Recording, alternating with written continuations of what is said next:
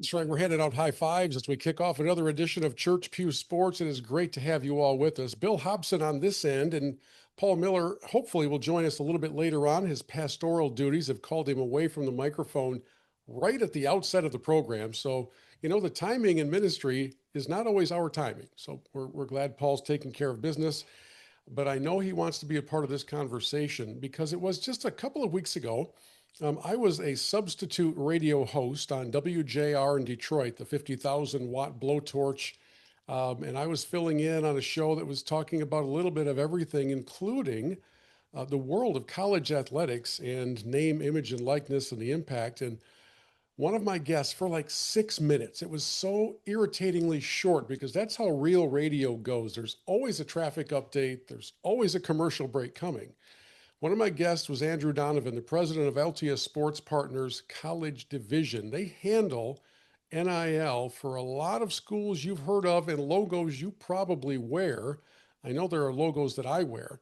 And in fact, as we were playing the opening to the podcast, I was watching Andrew in the Zoom window, and he was recognizing some of those Coach Harbaugh moments, I do believe. So, Andrew, it's good to see you. Thanks for coming on this podcast where we don't have the interruptions of traffic, weather, and commercial breaks every 8 minutes. It's good to see you. No, it's good to see you, Bill, and I certainly appreciate you having me on. And of course, I did recognize Coach Harbaugh there. And I got to say at the outset here, I mow my own lawn just like Coach Harbaugh. That's something that sticks with me. So that grit of Dan Campbell, who is also heard that voice, we share that. It is impossible not to like Dan Campbell. Just No impossible. doubt. It's just impossible. And now you don't know this, but Paul Miller is a Buckeye. So we have as co-hosts, we have the Wolverines and Buckeyes. Now last week, Andrew, I was playing in a pro-am on the LPGA, and my playing partners included me as a Wolverine, a Buckeye, a Dookie, and a Notre Dame grad. It Wow. was it was like the United Nations coming together in a golf scramble. And I think we got along okay, but there was not a lot of sports related talk, just to keep things safe. So in Yeah. your world, where do your allegiances lie? Well, I mean, I shouldn't say this, but I will. Three of those four are clients, and it just so happens that three of the four I look at differently from an academic perspective. I'll let you guys do the math there. But in any event, my allegiances, we work with more than 40 schools, so I would say my allegiances are far and wide across the country right now. That said, my undergrad alma mater is Miami, so the Hurricanes are my tried and true. I spent a dozen years on college campuses in administrative roles. 3 years at Marshall University in West Virginia, 6 years at the University of Tennessee, and 3 years at LSU. So I like to continue to keep in touch with colleagues and friends in the industry, and certainly being in the role I'm in now, I get the opportunity to cheer for a lot of different teams and hope for good competitive competition. Yeah, you're somewhat like me when people ask me what my favorite golf course is. You're not going to answer that question. Right. It's not good for business to go out That's with a right. solid answer. I totally can relate to where you are. Well, let's dig into it then. When did you, Andrew Donovan, first enter the NIL world? How did this become part of where you are?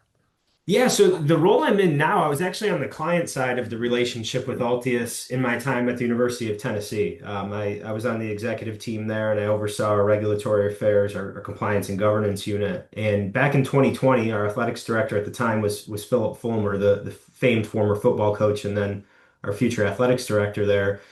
He tasked me really with leading a group to determine what we were going to do to manage what was to come. At that point in time, there were rumblings that we were heading down a road where the NCAA was going to allow athletes to profit off of their name, image, and likeness, which had long been prohibited.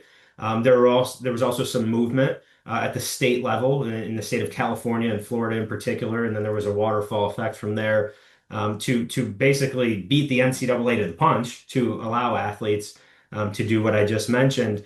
And so when I was tasked with that, I really started to look into the space to try to better understand it from a professional lens, because that would really be the only equivalent for those of us on college campuses to understand. And it ultimately led me to Altius. And so we hired Altius as a consultant at Tennessee. I got to know the founder and our former CEO really well. And we really hit it off, and it opened up an opportunity for me to actually come on this side and to serve multiple institutions, as I mentioned. in navigating their infrastructure to support their athletes in NIL, how they're putting policy and procedure in place, how they're creating opportunities for their athletes and making sure their athletes are navigating those opportunities in not only a responsible way, but in a way that optimizes their brand, grows their brand, and creates new opportunities down the road, which has all evolved over the last 4 years. We're here 6 days away as we're recording this from the 4 year anniversary of NIL going live. And we now at Altius find ourselves in a position where we not only continue to help schools with NIL, but we're helping with many more departmental initiatives, revenue generation strategy, departmental efficiencies, different elements that some are directly related to NIL and others are more tangentially related, but are so important because institutions now have to make their dollars go further because the athletes, as I'm sure we'll talk about, are being cut into that pie.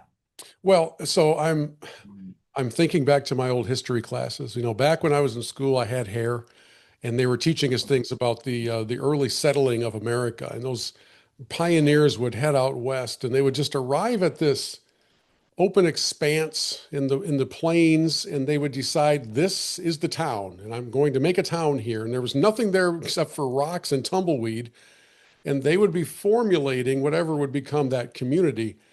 Is that an apt analogy to the point at which you came into the NIL world? Because it was very theoretical before it became real. Yeah, that's a great analogy, Bill. And the reality is NIL is nothing new. And in true college sports fashion, we had to come up with an acronym, right? NIL is simply an individual's right of publicity that you and I have had forever. And it is made available to us. It just so happened that the member institutions that make up the NCAA had passed rules a long, long time ago to limit an athlete's ability to do that while they were competing in college. What we were able to draw from the professional ranks was how you as an organization might support your athletes in finding opportunities and navigating those opportunities.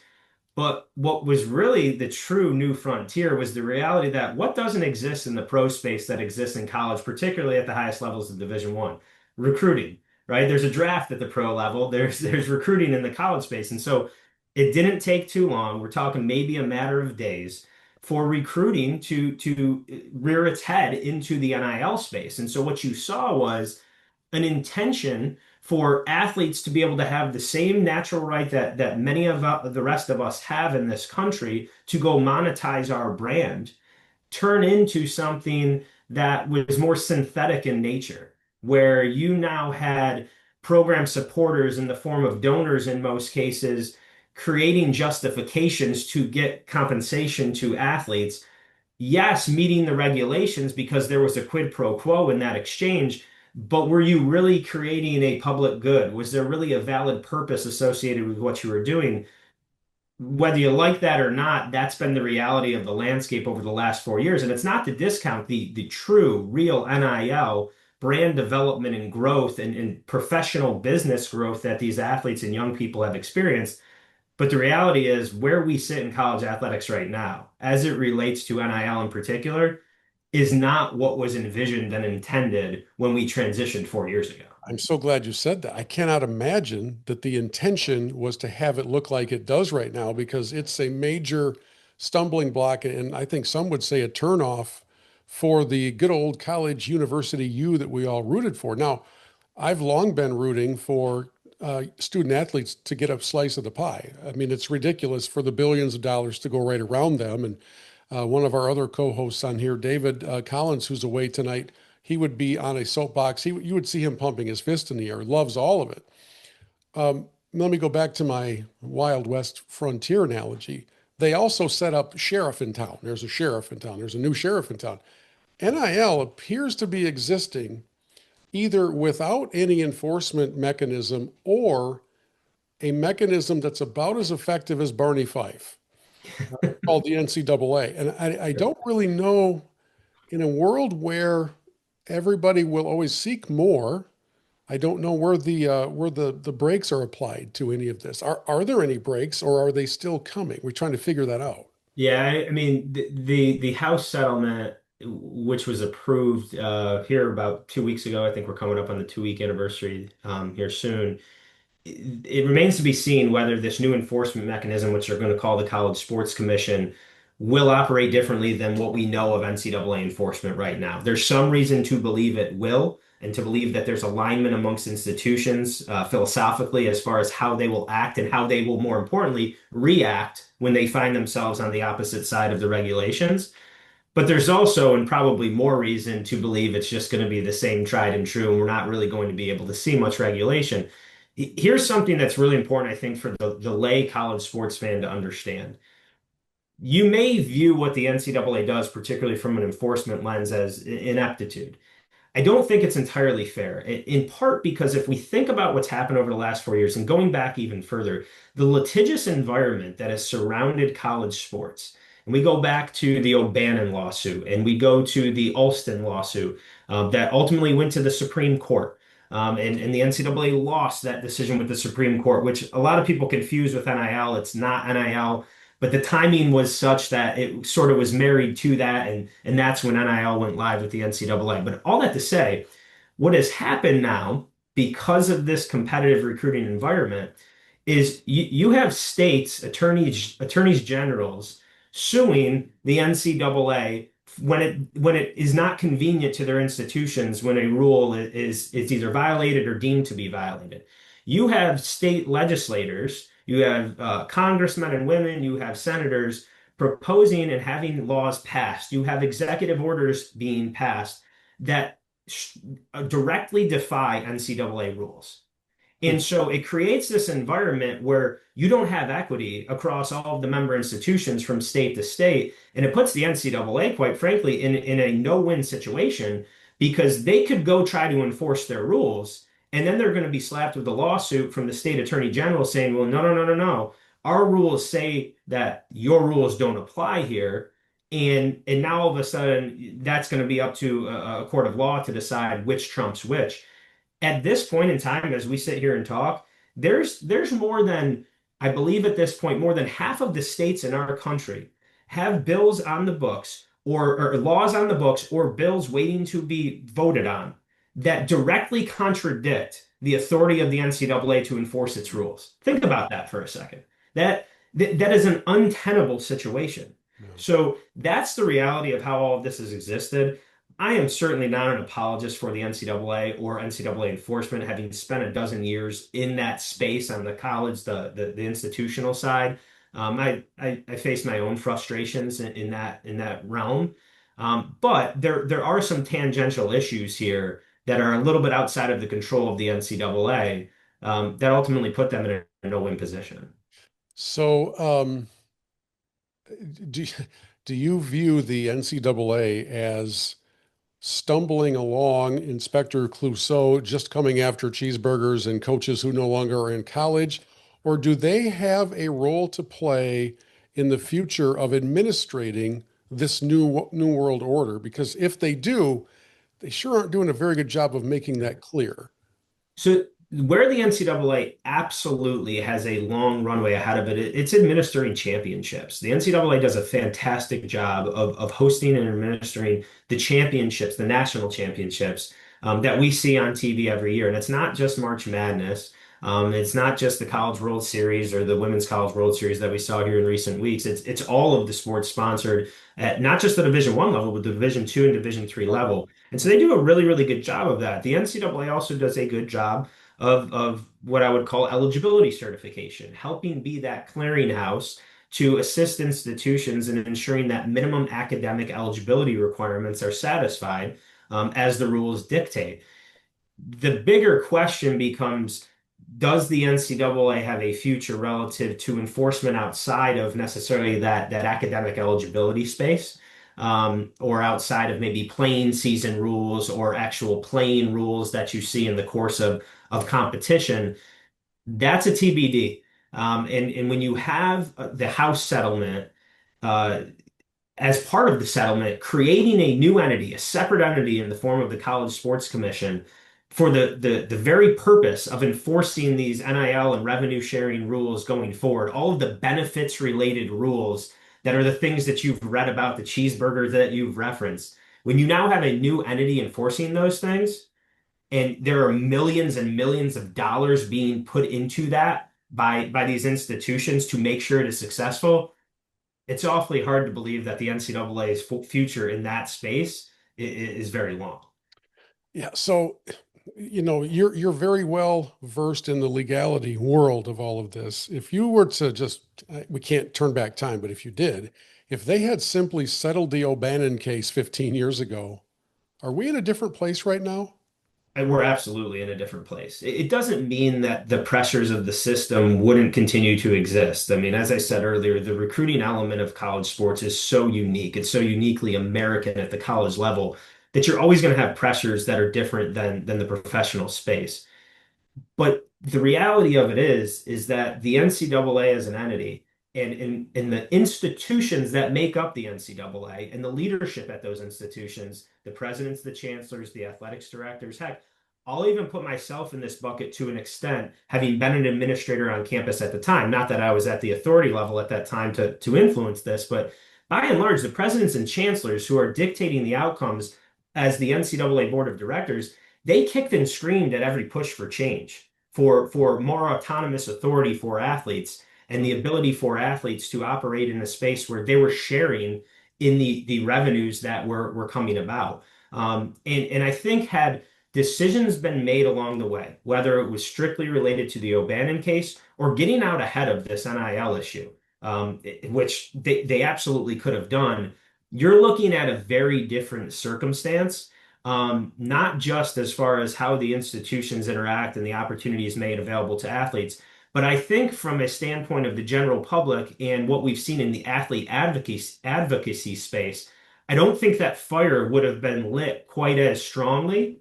And so I think some of these things would have happened more organically, and we probably wouldn't be in the position we are today. It's so funny you say that because we look back, of course, in Big Ten country here, we know the SEC has been paying athletes for decades, and we just couldn't prove it, right? That's our theory, and we're sticking with it, especially now that competitive balance is starting to even out. And Andrew, I'm not a big fan of Paul Feinbaum, but he did right after the settlement judgment came out.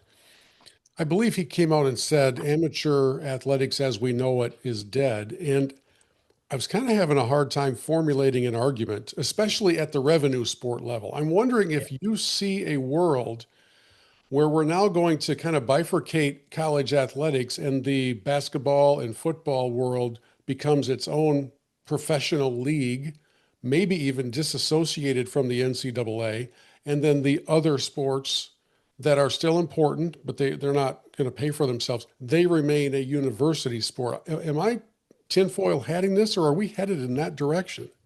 No, you're not tinfoil hatting it at all. And I think to Paul Feinbaum's comment, I think it depends on how you define amateurism. If you're really looking at it from as you mentioned, basketball, particularly men's basketball and football landscape, sure, that ship has sailed a long, long time ago. Yeah. But if you're looking at some of the Olympic sports, what we term generally in the space as non-revenue sports, there still is some true components of amateurism in that space. Again, depending on how you define it and what your tipping point is for if an athlete's getting anything for competing, do they no longer become an amateur? Look, something's going to have to give along the way here. You have so many different elements to consider as it relates to revenue sharing with athletes, and even going beyond that, outside the cap opportunities for athletes that these schools at the highest level are absolutely going to pursue on behalf of their athletes. Why? Because of recruiting, because it's going to differentiate their ability to be competitive. And as long as those pressures exist, it's hard to see there not being Title IX challenges, continued employment challenges relative to the control that these institutions exert on their athletes. We have ongoing litigation right now at the federal level surrounding that. We had the NLRB looking into athlete employment status. And as long as those things exist, I think new models whereby maybe sports like men's basketball and football, potentially even women's basketball, become privatized in some sense, and say the institution sells or allows investment in those sports to separate them from the academy as we know it, the institution of higher education, whereby now they can be regulated in a different way. Perhaps they are not subject to Title IX restrictions. which would be awfully important when we think about the dollars that are being invested and the dollars that are being provided to the athletes in those sports. So I do think that that's something that we'll continue to hear more and more about, and is not out of the realm of possibility in the next decade.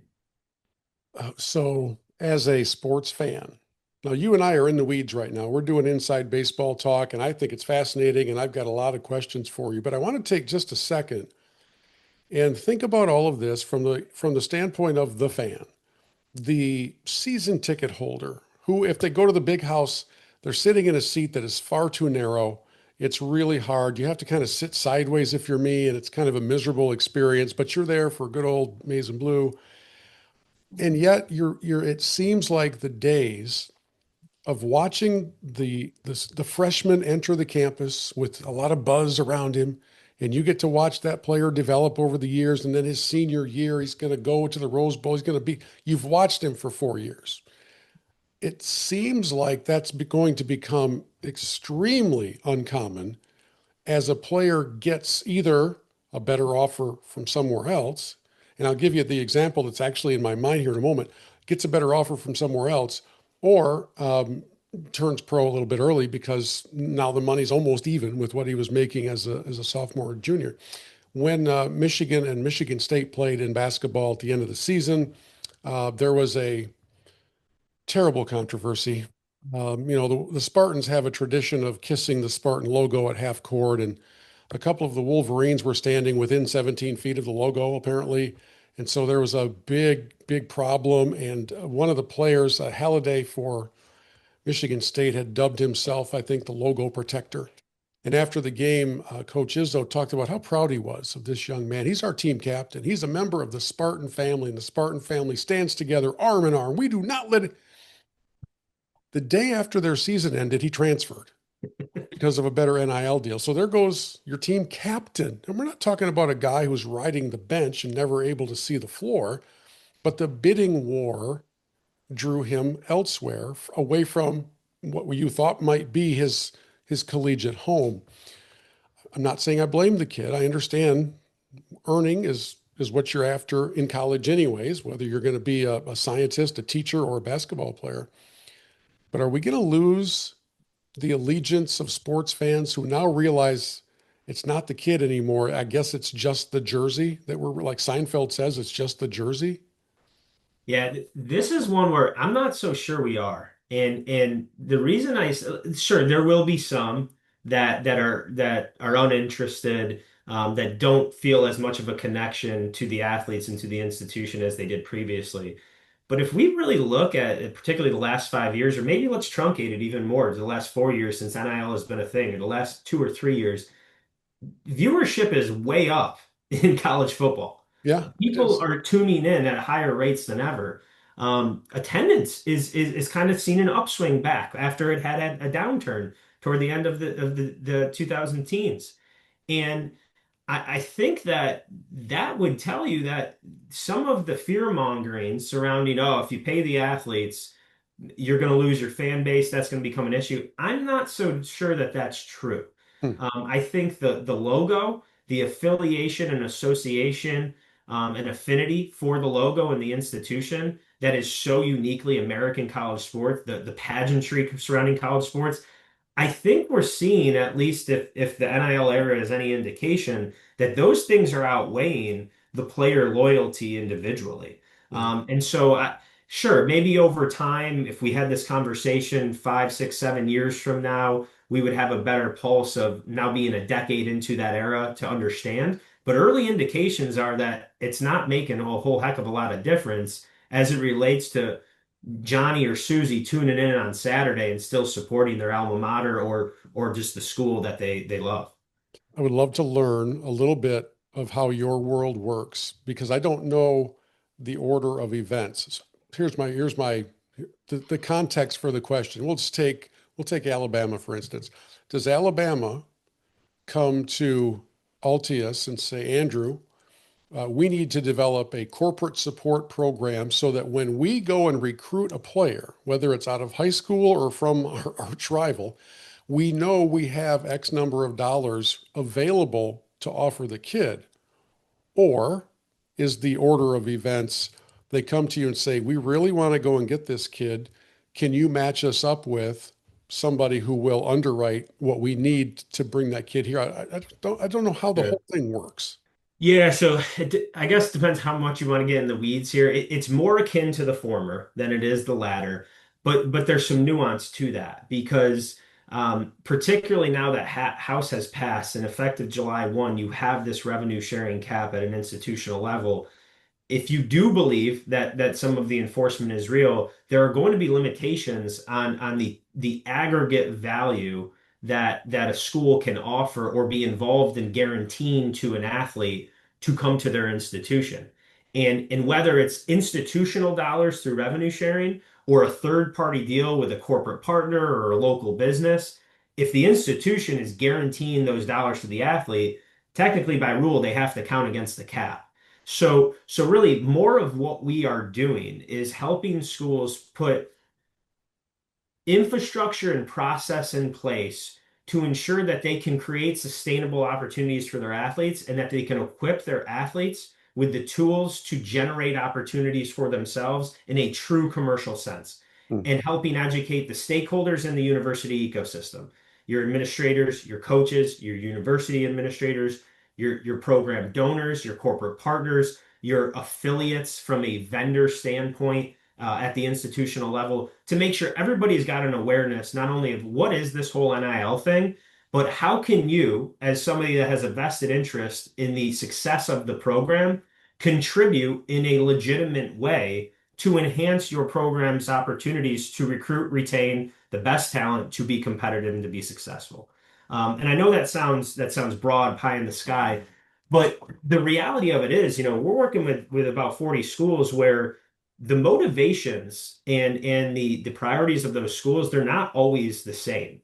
And so our approach with institutions has to be, what are you looking to achieve? Bill, I could tell you that some of the schools we work with, they're having a hard enough time coming up with the dollars to get up to this $20.5 million cap in year one that they've not yet turned their attention to how do we find additive dollars and more deals outside of the cap for our athletes. And so they really want to just focus on their existing revenue streams and enhancing those dollars, which is a totally different investment and approach to how they're going to manage NIL and revenue sharing than an institution that says, I need to go find another five, six, $7 million on top of the cap, and I need to do it now so that I know I have that available when the next transfer portal window opens. So it's really contingent on what the priorities are, what the makeup and philosophy is of the institution we're working with.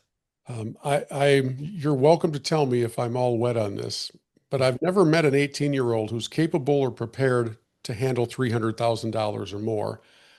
Is there a support structure for the kid that teaches him about things like taxes and responsibility? Because man, let's take it to the NFL, where they're 21 years old, and the statistics tell us that roughly 75% of them end up in bankruptcy 5 years after they retire. Yeah. Clearly, there's a vacuum, especially for those young athletes who grew up without really anything, and all of a sudden, everybody says yes and take this and take this. How are we providing a foundation so that it doesn't implode on them? Yeah. So that's where with Altius, that is the kind of the foundation of where we started was education and training, particularly of the athletes. And so we have a whole curriculum where we have folks on our staff, some that are located on the campuses of the schools that we work with, many of whom are remote and travel to those institutions or work with athletes virtually, that support them in those spaces, that walk them through workshops, do one-on-one consultation, put them in touch with the right resources to help them, whether it be how do I negotiate a contract? How do I get started in the NIL space? Once I get this money, what can I do to make sure I'm holding some back for the purpose of paying taxes? And where can I put this in a space that it can grow? We provide those resources to support schools and by extension their athletes with that. But even far beyond that, institutions do a pretty darn good job of providing those types of resources to their athletes, whether it be through internal means that already exist within their student athlete development programs and within different resources on that campus, or partnering with groups like us and beyond. I could tell you from my stops, having worked on college campuses, whenever we had a corporate partnership with a financial institution, baked into that corporate partnership was that entity providing financial literacy education and support to our athletes. And so you're seeing that expand across other campuses. Now, the reality of that is there's got to be a willingness on the part of the athlete. And this is not me casting dispersion broadly on the athletes, but look, the reality is they're getting pulled in a lot of directions. Right. They still got to go to class, whether people believe it or Do not. they? That's what Um, do they really? it's Is there it's is there still still happening. is there still eligibility concerns for a student athlete who's at the top tier?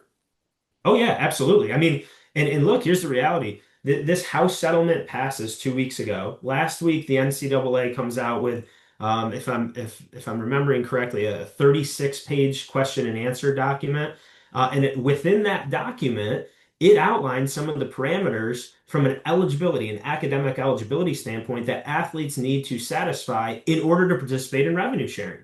So. So not only now do you have this risk of I can't compete in the sport I love and the sport that in some cases is the main reason why I came to this institution, but now you're also going to lose out and it's going to hurt your pocket.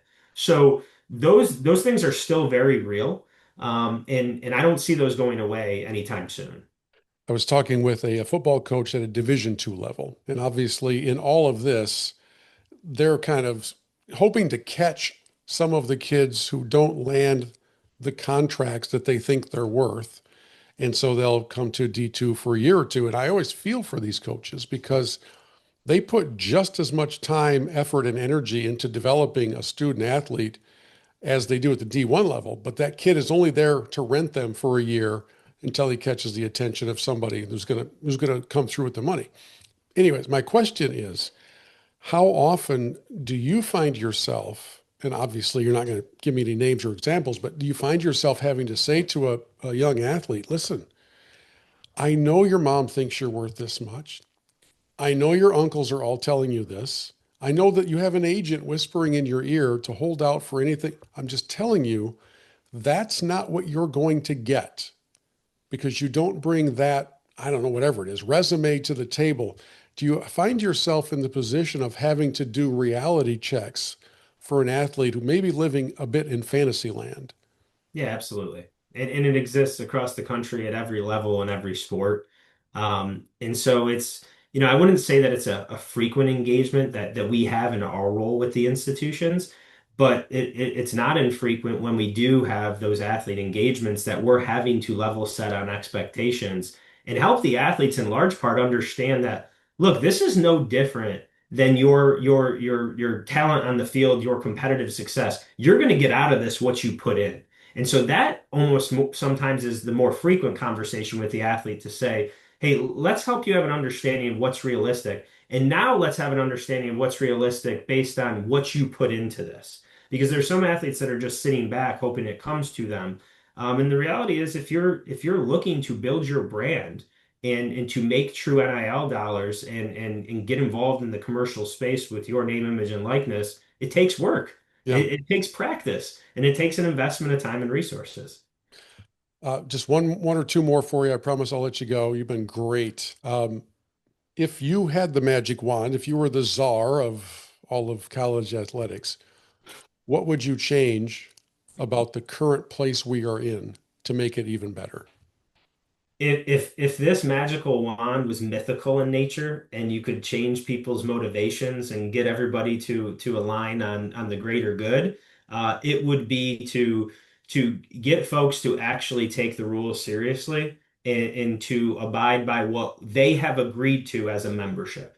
Hmm. But let's not forget that the NCAA doesn't make up the rules. The member institutions make the rules by voting on those, and then the NCAA gets the rap for it when the general public doesn't like a specific rule, or when an institution decides to challenge a rule that they should have spoken up about previously when the voting process happened. So that would be the mythical answer. The realistic answer, I think, is look, at the end of the day, I don't think federal intervention is coming anytime soon. That's my personal opinion relative to an antitrust exemption that would give the NCAA and by extension the institutions the ability to limit athlete opportunities in this space and really to have a better enforcement mechanism that goes beyond this third party and is supported by federal legislation. And so if that's not going to happen, and we're going to continue to have this activity at the state level, which we're going to continue to have, it's inevitable. I truly think that there's going to have to be some type of collective bargaining with the athletes. And I know a lot of people do not want to view them as employees. I certainly know a lot of administrators and the folks I work with on a daily basis on campus don't want to acknowledge that and don't want to think about that potentially coming to fruition. And I certainly recognize there are massive, massive complications and challenges with that. What's the bargaining unit? Is it football players in the Big Ten? Is it football players at the P4? Is it football players across the country? Is it football and basketball players together? Where's volleyball? Where's field hockey? We could talk about this all day. It's very, very complex, and there are people much smarter than me that would be challenged to come up with the right solution to that. But the reality is, absent federal intervention that's providing that antitrust protection, I think that's going to have to be the solution to give the athletes a real voice to bargain for their rights from a compensation standpoint and how they're being treated and the opportunities that are made available to them to ultimately have some semblance of calm and consistency and level playing field within the landscape. By the year 2030, are basketball and football their own separate professional entities that are licensed to a particular school, but not under any authority of those schools? I don't know if that's the exact model, but I'll say that I think they exist in a different realm than all of the 30 plus NCAA sponsored sports do right now. And I think they're governed by a separate entity. And I think the capital that is flowing into those sports is in a very different manner than what we're used to right now at the academy level. Andrew, I think we could go all night. This is fascinating. It really is. And I wish my other guys were here. We'll have to have you back as we get closer to football season and when the whole landscape changes again in 8 weeks, because that's how things go in the Wild West. I can't thank you enough, though, for your insight. He's president of Altius Sports Partners College Division. And as you can tell, the man is well versed in a world where most of us are just speaking a different language. So it's really helpful to have you kind of help decipher the code for us. So thank you. You're very welcome, Bill. I really appreciate you having me. I've enjoyed our conversation. And as we say farewell to Andrew Donovan, we say hello to Paul Miller, not able to join us during the conversation, but has listened to it since. And Paul, I know you well enough to know that you were screaming different questions at the phone or however you were listening to the conversation. I'm bummed you couldn't be there, but your overall thoughts on what you heard from Andrew. Yeah, Bill, it was actually pretty fun and frustrating to listen to the conversation. The first thing I do need to do is bring greetings to you from Cedric Brown. I don't know if you remember Cedric, former Philadelphia Eagle who was on the podcast with us a few months ago. Where I was, the conference that I was at, he was there. And so we were chatting and I told him that that we were gonna be having a conversation with an NIL guy. And he grabs me by the shoulders and he goes, "You need to ask that guy why the house settlement only goes back 10 years." Right. And he proceeded to just tell me all these stories. I don't know if you remember or not, he played at Washington State. He went undrafted and still carved out a pro career. So he was telling me stories about um, being a poor college kid who was like on the ramen noodle train while he was trying to be a college football player because he had no money for anything and they couldn't give him money to go buy groceries, kind of thing. And so he's like, "I don't know if it'll ever come back this far, but you feel free to ask that NIL guy why they cut it off at 10 years." So that I'm bringing greetings to our listeners from Cedric Brown.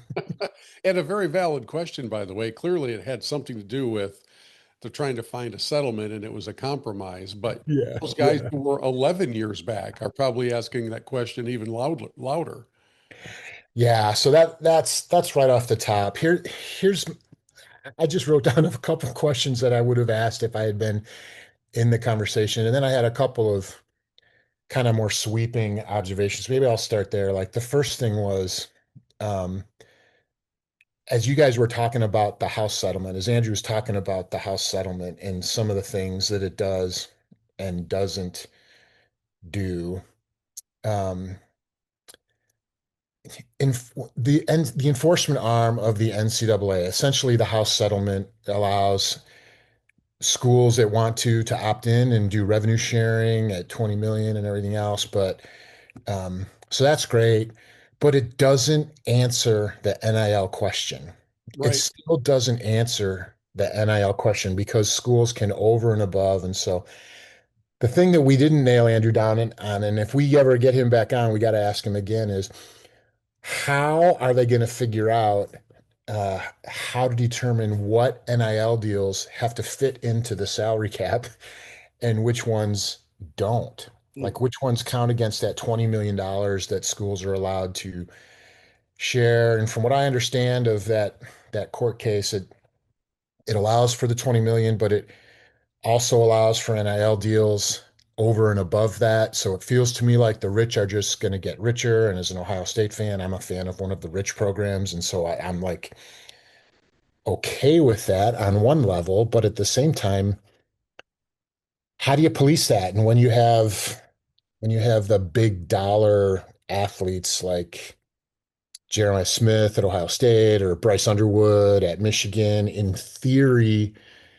the new world order is supposed to eliminate those massive deals for players like that, but I don't see how it's going to. Yeah, I You don't either. And part of the motivation behind the analogy that I gave him of the Wild West and the settlers coming upon this open terrain with no form to it and no law to it is kind of, I think those questions may not have an answer to them. They Yeah. may have a theoretical answer to them, but I can almost guarantee that there's no practical written framework that puts the guardrails on all of this craziness. At least right now, it doesn't sound like it. And Andrew's team there at Altius Sports, they're it's interesting. They're coming at this from all of the different angles. They would go directly to an athlete.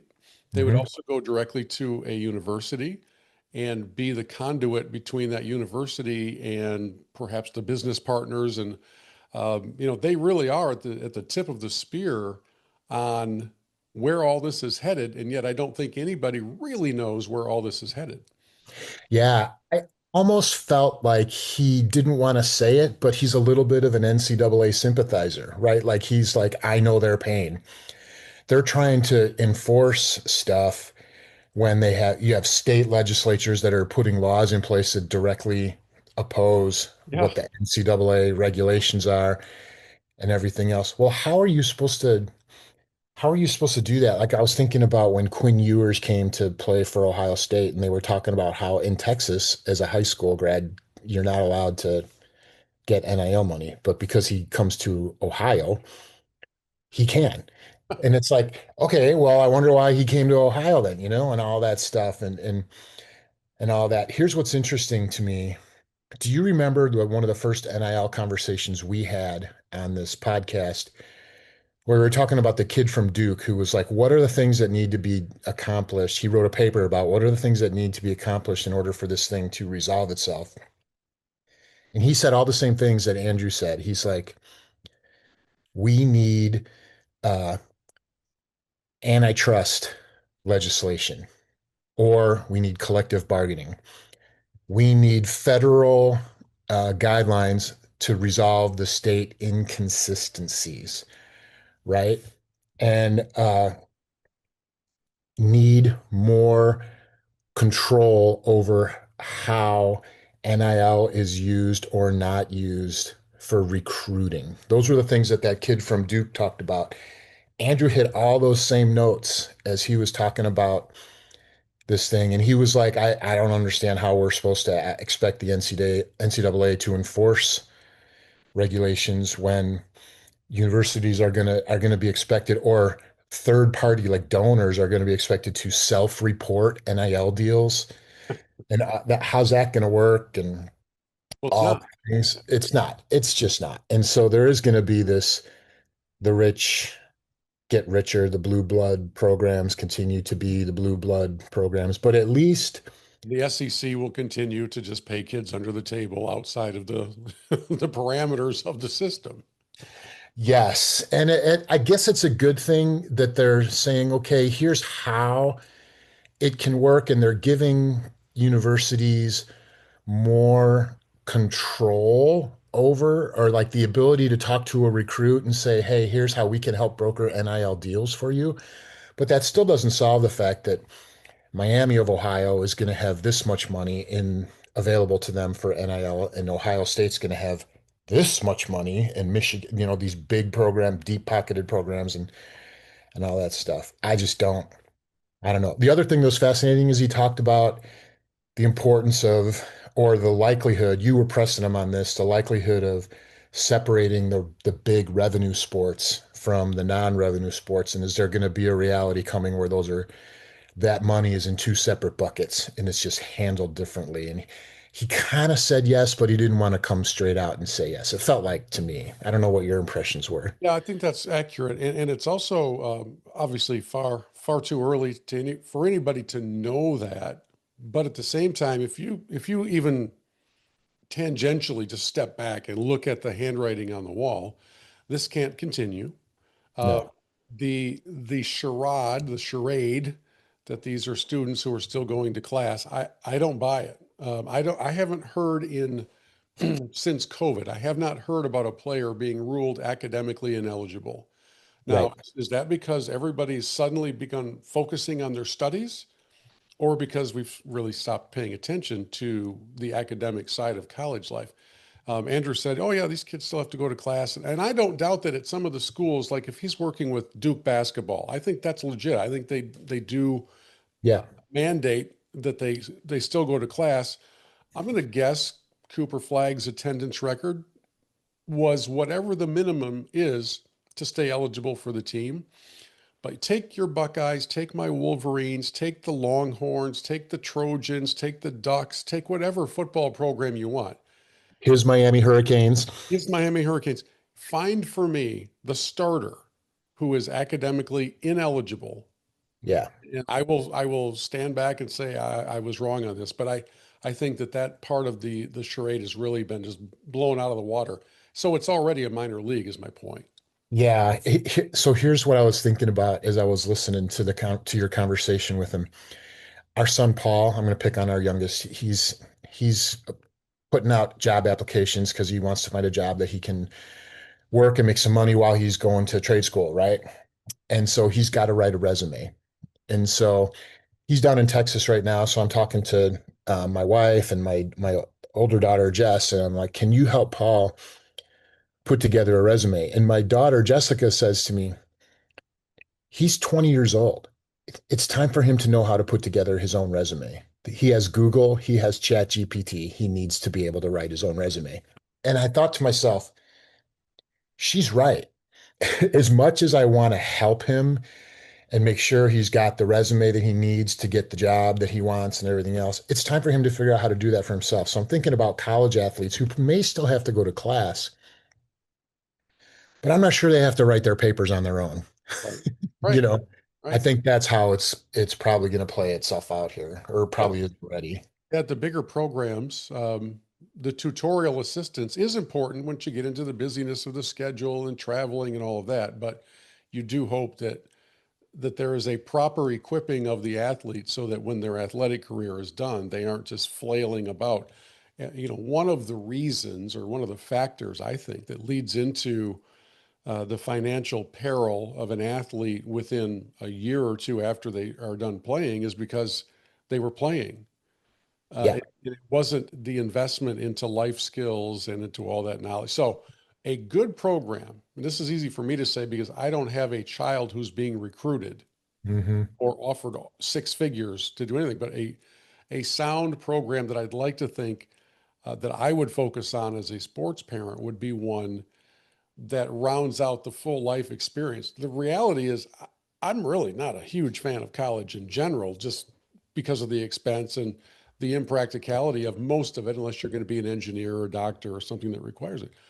But I sure would like to think that if my son or daughter were now going into college for an athletic reason, that I would hold it very high up on my priority list, that they would also learn how to balance a checkbook and live a budget and be ready to function in life with the basics that they don't just turn to Chat GPT.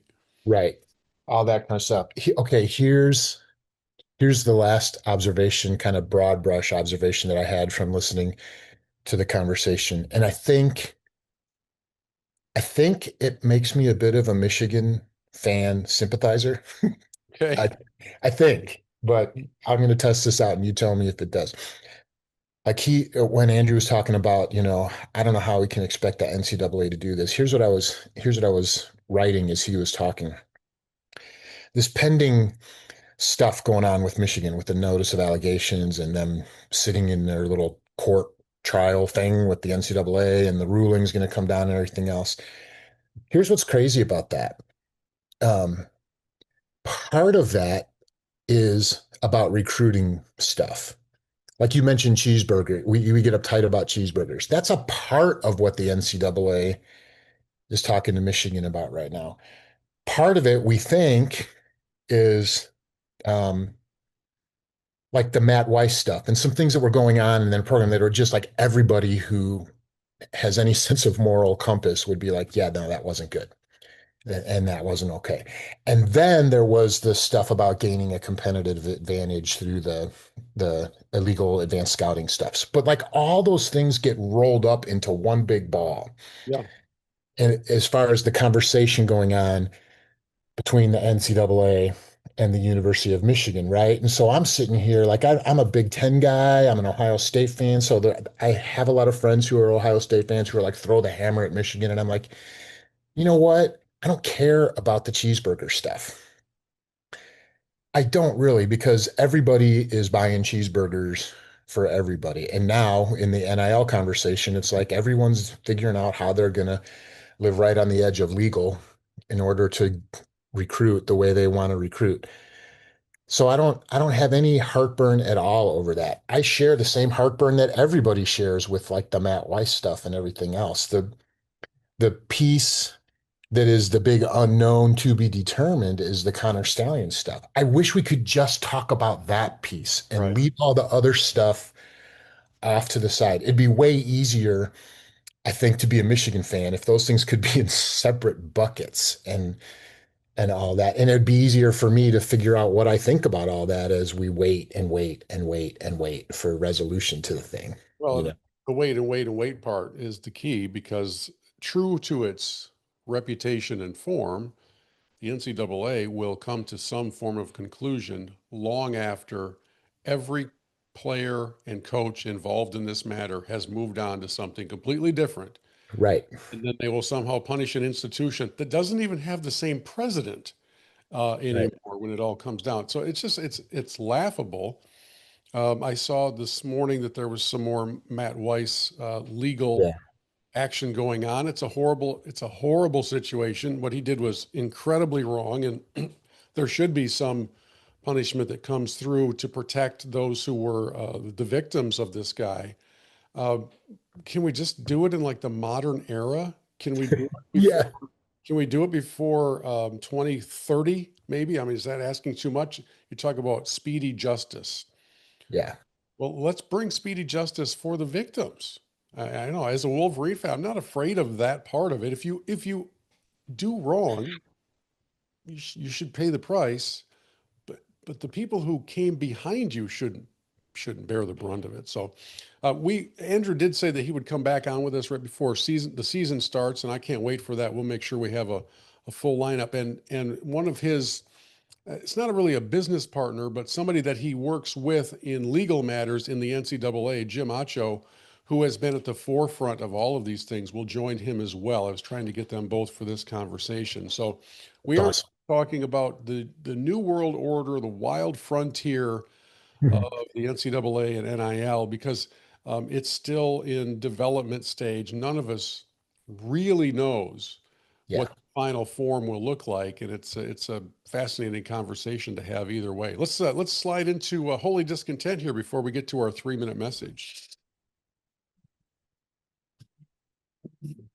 It's time to blow off some steam. Get it off your chest. Rant about what's most bothering you. I got a lot of problems with you people. Now you're going to hear about it. It's time for Holy Discontent.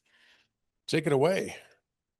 Okay, so my holy discontent is also like me as a Michigan guy, I think, Wait, what? this week, Bill. I'm thinking about the fact that the University of Delaware is moving from FCS to FBS, if I have my acronyms correct. And so I saw some stuff on Twitter about that and everything else, and I'm thinking about, huh, their uniform kit looks strangely familiar to me. It's like somebody got their University of Michigan coloring book, but they didn't have all 64 colors, so they colored in the different parts of the helmet and everything else with like generic knockoff crayon colors and everything else. They both feature the winged helmet, which to me is the iconic piece of the whole Michigan brand and everything else. So I did a little research, Bill, and here's what I found out. You probably already know all this stuff. Delaware's design is a direct derivative of Michigan's. Delaware adopted their blue and gold winged helmet in 1951 when their head coach, David Nelson, who used to play at Michigan, took the position. He brought that with him. And so, lest we think, okay, so it's a former Michigan guy who brought it there, the whole uh, kind of motif is originally from Princeton in the 1930s, a same version of the winged helmet. If you go back and Google it, you can find it, but it's got like Cincinnati Bengals colors. So you can find a Michigan helmet with the orange and black that looks like a Cincinnati Bengals University of Michigan mashup from like the 1930s. So here's what that does for me. It confuses me. It makes me wish that the University of Delaware would be original. But then I think, okay, it there's something good in there about history and all the other stuff, but I just can't find it because all I do when I see the University of Delaware stuff is I go, hey man, get your own helmet. Or you Just, think your TV is not get working? your own helmet. Yeah, or I'm adjusting the settings on my television. I can Totally. That's my holy discontent. guarantee you that the folks in Ann Arbor have given thorough attention to the color designs of the Delaware blue hens. I don't know why they don't put a blue hen on the helmet. I mean, who wouldn't be proud? Who wouldn't be scared if somebody came running out with a hen, a chicken on the side of your helmet? So there My you my holy discontent is it was prompted by what I see in my backyard. We live at the back of a big soccer complex, big for Saginaw at least. There are 25 soccer fields out here that are also lacrosse and but mostly soccer. And watching parents sit out there a few weeks ago on just a really miserable weather day where it was raining sideways all day and realizing that every field was occupied because this was one of the biggest tournaments in the state, 3 days, and every hotel room in the town is filled up. And I started to, you know, how those algorithms work. You say something out loud, and all of a sudden, your social media feeds are filled with that topic. Yeah. I, uh, I began seeing just feed after feed of travel sports parents sharing their sadness, their expenses, and I was flashing back to when I was very young, you know, junior high, playing Little League baseball on a team sponsored by my dad's car dealership. I was not very good. There weren't really travel sports back then. You had to kind of really make it to an American Legion or a Pop Warner or a whatever it was called back then. But you had to be pretty good to be invited to play travel sports, which probably explains why I was not. Right now, you sign up for a team and you start by traveling. You may not play, Yeah. you may still not be any good, but you're still part of a travel team, which means now that most every weekend, mom and dad are footing the bill for hundreds and hundreds, if not a few $1,000s between 3 hotel room nights, all the meals, the entry fees. Oh, and by the way, parents get to pay to go to the games to watch you. Maybe you're playing travel hockey, maybe you're volleyball, maybe you're baseball, basketball. They're pay. I have a friend, Paul, who is a good guy. He's a financial advisor. His son is a travel hockey kid, and his daughter is a travel volleyball kid. He is so frustrated with having to pay admission to go and watch his children play, that he has learned that the only thing they do when you go to pay the admission is they give you a bracelet that wraps around your wrist and it always catches your hair because it's the sticker bracelet. Hmm. They're always just one of like 5 basic colors. He now keeps all the bracelets, takes a look at the admission counter to see what color bracelet they're handing out, and puts on one from the bag that he brought so he doesn't have to pay another $13 every time he walks in the door. My holy discontent, friends, is that travel sports is wildly out of control. And what it does to families during the summer is really, I think, an overall detriment. And I don't want to sound like I'm that far out of touch, but if it becomes a full-time job where it is the reason you have to work another gig to pay for travel sports, might I just suggest that you carefully consider the idea of saying, hey, little Timmy, this summer we're going to go on vacation together. We're not going to play that. And as it turns out, I think that child will be okay. So my holy discontent is letting all this get out of balance. And one more little tag on rant about that. You're a pastor. I serve as an elder. It doesn't sit well in my heart to realize that all of these weekend tournaments, every one of them, requires the entire family to be away from their church. You're always playing on Sunday morning. That used to kind of be sacrosanct. Back in the old Little League days, that those fields were empty on Sunday mornings. And I know we're not the same world, but in some ways I wish we were. So that's my holy discontent. That's really good. At the risk of planning future podcast episodes for Church Pew Sports on the microphone while we're talking, I was at the EFCA conference, and the first day of the conference, I met a pastor from Pennsylvania who is a listener, and he and I get to talking, and he tells me about his son, who's a junior in high school, baseball player, and is getting recruited by all the big names to go play college baseball. And he's just telling me about what that experience has been like. At the top of his list was Texas A&M. And then the coach that was recruiting him flipped to the University of Texas. And he's like, so I thought we were going to be going to College Station for some recruiting visits, and now the plane ticket says Austin, Texas. And he's telling me all these stories. So I'm like, we should have you on the podcast at sometime in the future to talk about what that's like. In fact, he probably would be a great guy to guest with us when we get Andrew back on, right? To talk about all this other stuff. Then I say to him, I also think we want to have an episode at some point up in the future talking about how to be a youth sports parent without losing your mind. And Yeah. And he was like, I'm there.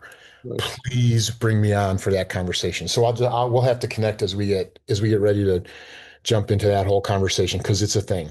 That's a summertime conversation for sure, and I'll bring my friend in on that as well. Yeah, there's an entire sector of our population that feels like it's all alone in this, where they're powerless to say it's too much. Yeah. Too much time, it's too much money. And by the way, it messes with the kid who's now been invited to be on a travel team, but doesn't leave the bench. Right. And how does that feel for mom and dad? That still cost you the $2,000 for the weekend, and your son or daughter never played. I find the whole thing wild. So yes, future episode coming, to say the least. Let's get into our 3-minute message and wrap things up. Homer, I'd like you to remember Matthew 7:26, the foolish man who built his house on sand. And you remember Matthew 21:17. And he left them and went out of the city into Bethany, and he lodged there. Yeah. Think about it. Think about it. Okay, Bill, I just want to say I really enjoyed listening to your conversation with Andrew. It was easier to listen to because I'm an Ohio State guy, and I'm a fan of one of the programs that has the deep pockets and all that other stuff, right? Unapologetically, I will admit that. One of the things that I've heard Ryan Day say over and over as he's trying to build the culture and build the brand of Ohio State is he will say, he's fond of saying, if you come to visit us on a recruiting visit and the first thing you want to talk about is your NIL, you're probably not the right guy for Ohio State. Yeah. Right? Like he likes saying that. He's like, if you're coming here for the money, then you're probably not someone we want to recruit. That's easy to say when I'm not saying that he's being disingenuous. I'm saying that's easier to say when you happen to also know that your NIL program is going to be competitive, right? What he's trying to do is gauge the value system of whoever the recruit is. And that's not unique to him. There's a lot of coaches that use that kind of language and everything else. But it reminds me, as I was listening to you and Andrew talk, it reminds you of Matthew 6:21, where um, it says, where your treasure is, there your heart will be also. I think there's a principle in play there that works when you're talking to an athlete and you're trying to figure out how important is it that they get the biggest bag versus how important is it that they play at a place that's going to develop them or is going to be an atmosphere that they feel comfortable in while they're in college and pursuing their degree, because that's why they're going to college, right? Wink, wink, and all that other stuff. But that's also something that all of us, everyday Joe, Jesus followers, trying to figure it out, we can apply that principle daily in our own lives. Where your treasure is, there your heart will be also. So ask yourself what matters to you.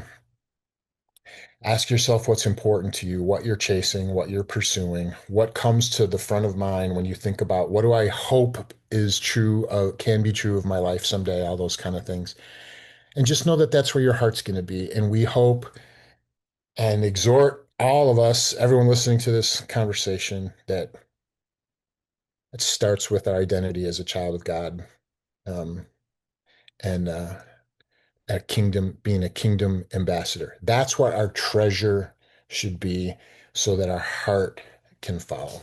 Yeah. So I think, lest I just judge all the NIL athletes chasing the bag, we can apply that same principle in our own lives as well. Good thought. Very good stuff. And I know this weekend will be a challenging time for you as you gather with folks to say farewell to your dad. So just know that a lot of people have been asking since our last podcast how Paul's doing, and praying for you and the whole family. So we know that just know that you have a lot of people lifting you up. I appreciate that. I feel it. I need it. So thank you, and keep it up. Sure will. Thank you all for listening. Thank you to Andrew Donovan for being with us to fuel the conversation today. And we'll have him back right before football season starts again. Please hit the subscribe button so you can be a part of Church Pew Sports every single week. Share the link with some other folks that love sports and love the Lord. It's a pretty good combination. We'll talk to you next time on Church Pew Sports.